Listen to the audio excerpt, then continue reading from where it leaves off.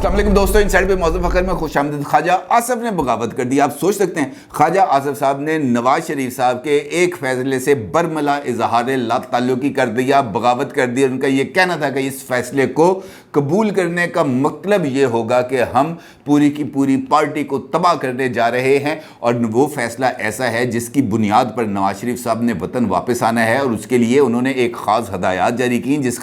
हदायत पर अमल दरामद करना पार्टी के लिए ज़रूरी था। लेकिन उस फैसले के ख़िलाफ़ ना सिर्फ ख्वाजा आसिफ साहब बल्कि पार्टी के अंदर से भी 2-3 आवाज़ें उठी हैं, और इसका मतलब ये है कि ये जो हल्की हल्की सरगोशियाँ हो रही हैं ये कहीं बुलंद आवाज़ में मुतालबे में ना तब्दील हो जाएं, और इस सूरत हाल को रोकने के लिए एक आला सतह का इजलास भी तलब कर लिया गया है, जिसकी सदारत नवाज शरीफ साहब करेंगे। और ये इजलास मुमकिन तौर पर कल होगा मॉडल टाउन के अंदर, जहां पर शहबाज शरीफ साहब भी उस इजलास में शरीक होंगे, मरियम साहिबा भी उस इजलास में शरीक होंगी, हमजा शहबाज साहब और दीगर मुस्लिम लीग नून की क़यादत उस इजलास में शरीक होगी, जिसमें इस सूरत हाल ये जो पैदा हो रही है इसके ऊपर बातचीत की जाएगी। अब यकीनी तौर पर जानना चाह रहे होंगे कि ख्वाजा आसिफ साहब ने नवाज शरीफ साहब के किस फैसले पर बगावत की, और ये फैसला जो नवाज शरीफ साहब की तरफ से लिया गया है, इस फैसले से बगावत की वजूहात क्या हैं, इस पर हम बात करेंगे और आपके साथ एक तफसील के साथ इनसाइट शेयर करूंगा। लेकिन उससे पहले एक और ख़बर है, वो भी बहुत ही ज़्यादा इंपॉर्टेंट है और कल की है ये खबर, और कल ये खबर का ताल्लुक है इमरान खान साहब के साथ, और इमरान खान साहब की तरफ से परेड ग्राउंड पे होने वाले जलसे के साथ, जहां पर एक शख्स को, मुसल्ला शख्स को गिरफ्तार कर लिया गया है, जिसके बारे में इस बात की इतलात आ रही हैं कि वो शायद मुमकिन तौर पर इमरान खान साहब पर कातलाना हमले के लिए आया था। और इस हवाले से माजी के अंदर भी बहुत सारी चीज़ें, थ्रेट अलर्ट्स आपको याद होगा जारी हुए होंगे। ये जो शख्स है इसका नाम है जनाब सईद गनी, और इसका ताल्लुक KPK के हेल्थ डिपार्टमेंट से है। ये हेल्थ डिपार्टमेंट का मुलाजम है। जब ये एंटर हो रहा था सईद गनी जलसा गाह के अंदर, तो वॉक थ्रू गेट के ऊपर जो इस्लामाबाद पुलिस वहाँ पर तैनात थी, उसने इस शख्स को इसकी तलाशी ली, और तलाशी लेने के नतीजे में इस शख्स के पास से 30 बोर का एक पिस्तौल बरामद हुआ, और उसके साथ 10 राउंड बरामद हुए हैं। और ये एक संगीन सूरत हाल है, क्योंकि इमरान खान साहब की सलामती को लेकर बहुत ज़्यादा इश्यूज़ क्रिएट हो चुके हैं। बल्कि यहाँ तक भी बात सामने आई थी कि अफ़गानिस्तान में मुकीम एक जो शख्स है, काचू नाम का, पता नहीं क्या, उसको सुपारी दी गई है बाज़ाब्ता तौर पर। फयाजुल हसन चौहान साहब ने इस पर ट्वीट किया हुआ है कि जनाब उस उजरती कातिल को पैसे दिए गए हैं कि उसने इमरान खान साहब को निशाना बनाना है। और उसके बाद फिर इमरान खान, उससे पहले भी बाबर अवान साहब ने एक वीडियो बयान में इस बात का इजहार किया हुआ है कि इमरान खान साहब की ज़िंदगी को ख़तरा है, आज की रात बहुत भारी होने वाली है, आज हमें जागना है, आज हमें पहरा देना है। और फिर उसके बाद इमरान खान साहब की रिहाइश का जहाँ पर है बनी गाला में, उसके इर्द गिर्द भी KPK से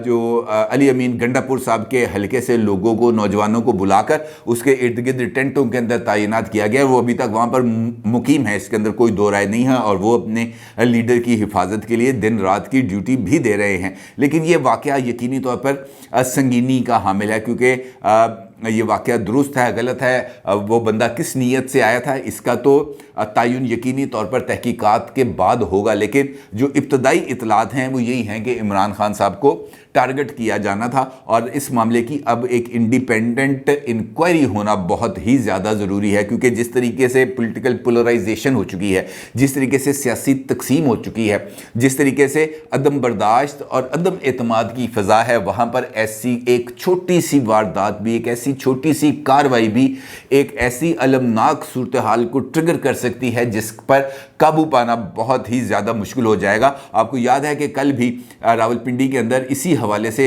एक सूरत हाल डेवलप हो गई थी, जहां पर एक जानिब इमरान खान साहब के जलसे के हवाले से जो होर्डिंग्स हैं वो लगाए जा रहे थे, फ्लैक्सें लगाई जा रही थी, दूसरी जानिब उन फ्लैक्सों को उतार कर इमरान खान साहब के बारे में इल्ज़ामात पर मबनी फ्लैक्सें लगाई जा रही थी। और यकीनी तौर पर वो अगर उतारी गई हैं तो जो दूसरी फ्लैक्सें लगाई गई थी वो उतारी नहीं गई, वो लगी रहीं, और उस मामले को लेकर एक कशीदा सूरत हाल पैदा हो गई थी। और मुस्लिम लीग नून के अरकान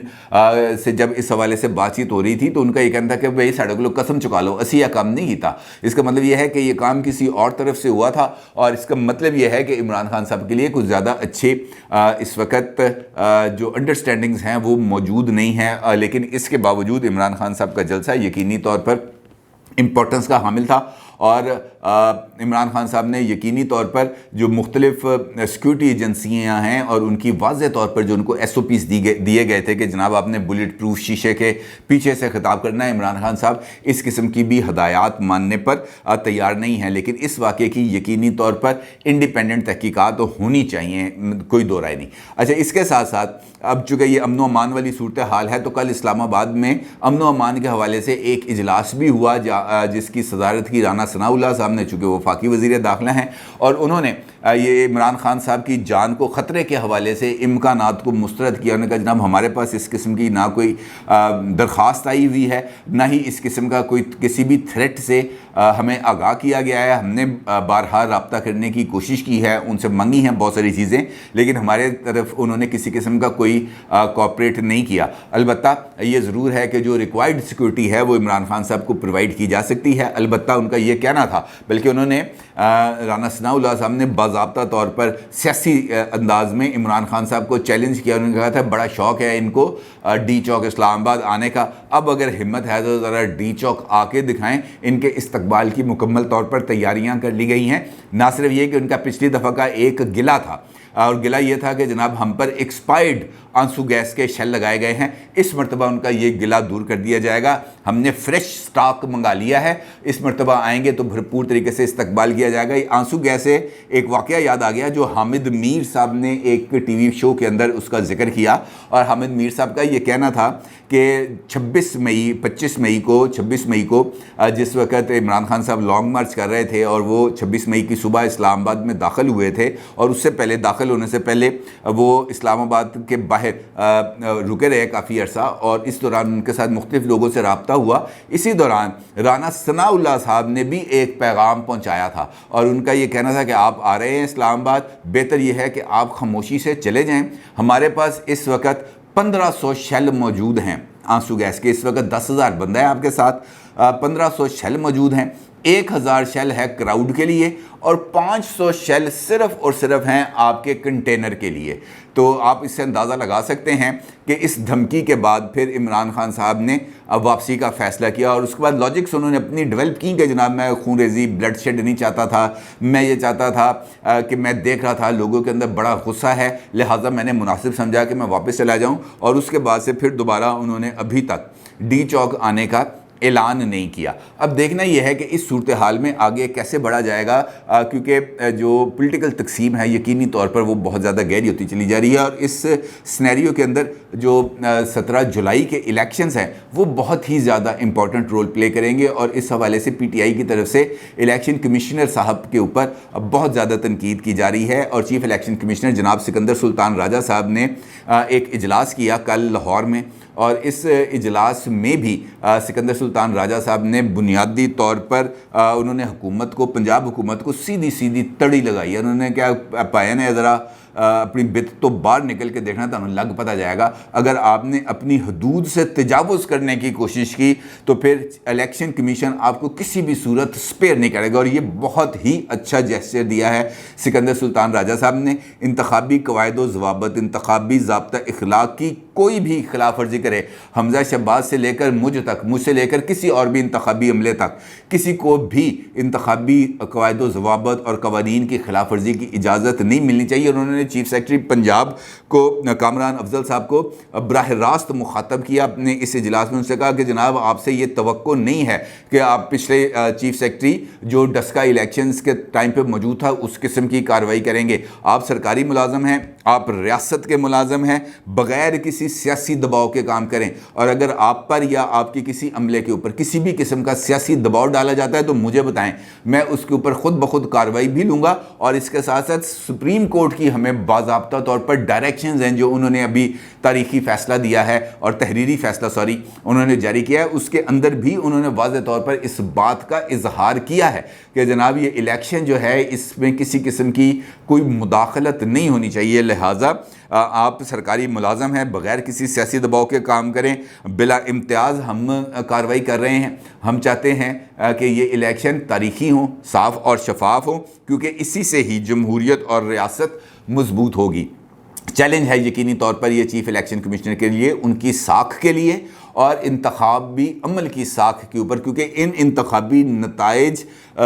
براہ راست اثر ہوں گے صوبے کے چیف ایگزیکٹو کے انتخاب کے اوپر۔ لہٰذا جو بھی پارٹی ہارے گی یا جو بھی پارٹی جیتے گی اسے کم از کم یہ کہنے کا موقع نہیں ملنا چاہیے کہ اس الیکشن کے اندر کسی بھی جگہ پر کمپرومائزنگ سچویشن پیدا ہوئی ہے یا دھاندلی کی صورتحال پیدا ہوئی ہے۔ سب کو اس بات کا اعتراف کرنا چاہیے کہ سکندر سلطان راجہ صاحب کی زیر صدارت الیکشن کمیشن اور پنجاب انتظامیہ نے بالکل A1 انداز میں کام کیا ہے، امپارشل ہو کے کام کیا ہے اور لوگوں کو فری ول کے تحت اپنی رائے کے اظہار کا موقع دیا گیا ہے، جس کی ضمانت دستور پاکستان دیتا ہے۔ اب الیکشنز کے لیے یقینی طور پر راہ ہموار بھی ہو رہی ہے، لیکن اس کے ساتھ ساتھ نواز شریف صاحب کا جو اجلاس ہے کل کا وہ زیادہ امپورٹنٹ ہے، اور اس اجلاس کے اندر بنیادی طور پر اسحاق ڈار صاحب کے حوالے سے بات کی جائے گی، کیونکہ اسحاق ڈار صاحب کی وطن واپسی کا جو اعلان ہے، اور خود اسحاق ڈار صاحب کا یہ ماننا ہے کہ وہ نواز شریف صاحب کی ہدایت کے اوپر پاکستان واپس آ رہے ہیں اور یہاں پر آ کر نہ صرف مقدمات کا سامنا کریں گے بلکہ بطور سینیٹر حلف بھی لیں گے، اور جو پارٹی ان کو عہدہ دے گی وہ اس کے اوپر کام بھی کریں گے۔ اب اسحاق ڈار صاحب کی واپسی کا جب سے اعلان ہوا ہے مسلم لیگ نون کے اندر سے کچھ آوازیں اٹھ رہی ہیں، جیسے شاہد خاقان عباسی صاحب نے یہ بات کہی اور انہوں نے آن ریکارڈ یہ بات کہی کہ خواجہ کے جو آ رہے ہیں اسحاق ڈار صاحب یہ اپنی مرضی سے پاکستان واپس آ رہے ہیں۔ پارٹی نے اس حوالے سے کوئی فیصلہ نہیں کیا کہ اسحاق ڈار صاحب آئیں گے یا نہیں آئیں گے، اس کا مطلب یہ ہے کہ پارٹی ان سے ڈسٹنس اختیار کرے گی۔ اس کے ساتھ ساتھ یہ جو ہیں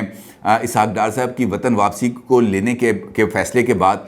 مفتاح اسماعیل صاحب جو اس وقت وزیر خزانہ ہیں ان کے اوپر بھی بہت ہی زیادہ دباؤ آ گیا ہے، کیونکہ یہ باتیں اب کی جا رہی ہیں کہ مفتاح اسماعیل صاحب نے جس طریقے سے کام کرنا چاہیے تھا وہ اپنی کارکردگی شو نہیں کر سکے۔ جو ان کا پہلا ہی امتحان تھا، وہ پہلے امتحان میں IMF کے ساتھ مذاکرات، اس کے اندر وہ فیل ہو گئے ہیں، جس کے نتیجے میں پاکستان کے عوام پر مہنگائی کا ایک سونامی آ گیا ہے۔ لہٰذا جو اس وقت اگر ہم نے اکانومی کو سنبھالنا ہے تو اس کے لیے ضروری ہے کہ اسحاق ڈار صاحب وطن واپس آئیں۔ یہ ایک دو طرفہ یہ عمل چل رہا ہے۔ اب اس لڑائی کے اندر نواز شریف صاحب کے معتمد خاص جناب خواجہ آصف صاحب بھی کود پڑے ہیں، اور انہوں نے انفیکٹ نواز شریف صاحب کے اس فیصلے سے بالواسطہ طور پر انہوں نے فاصلہ بھی اختیار کیا ہے اور اس سے اظہار لا تعلقی بھی کیا ہے۔ ان کا یہ کہنا ہے کہ مفتاح اسماعیل صاحب شہباز شریف کی ٹیم کے سب سے زیادہ محنتی اراکین میں سے ہیں اور وہ تمام سٹیک ہولڈرز کے لیے قابل رسائی ہیں۔ یہاں پر سٹیک ہولڈرز کا جو لفظ استعمال کیا گیا ہے وہ بہت ہی زیادہ معنی خیز ہے، وہ کیوں یہ میں ابھی آپ کو آگے چل کے بتاتا ہوں۔ اور ساتھ سے خواجہ آصف صاحب یہ کہتے ہیں کہ وہ مشکل حالات میں اچھی کارکردگی کا مظاہرہ کر رہے ہیں، ذاتی مفادات کی طرف سے شدید تنقید کے ساتھ، اور بدقسمتی سے مسلم لیگ نون کے اندر سے ہی آوازیں اٹھ رہی ہیں مفتاح اسماعیل صاحب کے حوالے سے۔ لہٰذا یہ وقت مفتاح اسماعیل کے اوپر تنقید کرنے کا نہیں ہے بلکہ مفتاح کے ساتھ اظہار یکجہتی کا ہے۔ اب مفتاح اسماعیل صاحب پر اعتراضات تو یقینی طور پر بنتے اس وجہ سے ہیں کہ وہ جو PDM کی گورنمنٹ ہے اس کے اقتدار میں آنے سے پہلے اس بات کے یہ دعوے کر رہے تھے کہ ہم جناب بجلی کی قیمت آ جائے گی 12 روپے پر، پیٹرول آ جائے گا 80 روپے پر، اس قسم کے وہ دعوے آن ریکارڈ کرتے رہے ہیں، اور ہر مرتبہ جب پیٹرول کی قیمت میں اضافہ ہوتا ہے تو مختلف ٹی وی چینلز ان کا وہ کلپ اٹھا کر چلاتے ہیں۔ یعنی انہوں نے خود یہ بات کی ہے نوئنگ دی فیکٹس کہ گورنمنٹ آف پاکستان اس وقت IMF کے ساتھ ایک پروگرام میں تھی، اور اس پروگرام کے اندر اس بات کی گارنٹی کی گئی تھی IMF کو کہ گورنمنٹ آف پاکستان تمام سبسڈیز کو ختم کرے گی۔ یقینی طور پر وہ معاہدہ اس وقت عمران خان صاحب نے کیا تھا اور اس کو وائلیٹ بھی عمران خان صاحب کی گورنمنٹ کی طرف سے کیا گیا تھا، لیکن فیصلوں کا یقینی طور پر جو اثرات ہیں وہ آئیں گے اور مسلم لیگ نون کو اس کی سیاسی قیمت ادا کرنا پڑے گی، اور مسلم لیگ نون یہ سیاسی قیمت ادا کرنے پر تیار بھی ہے۔ وہ یہ مانتے بھی ہیں کہ ہم نے اس سارے عمل کی سیاسی قیمت ادا کرنی ہے، لیکن وہ یقینی طور پر نواز شریف صاحب بھی اس معاملے سے آگے بڑھنا چاہتے ہیں۔ وہ یہ چاہتے ہیں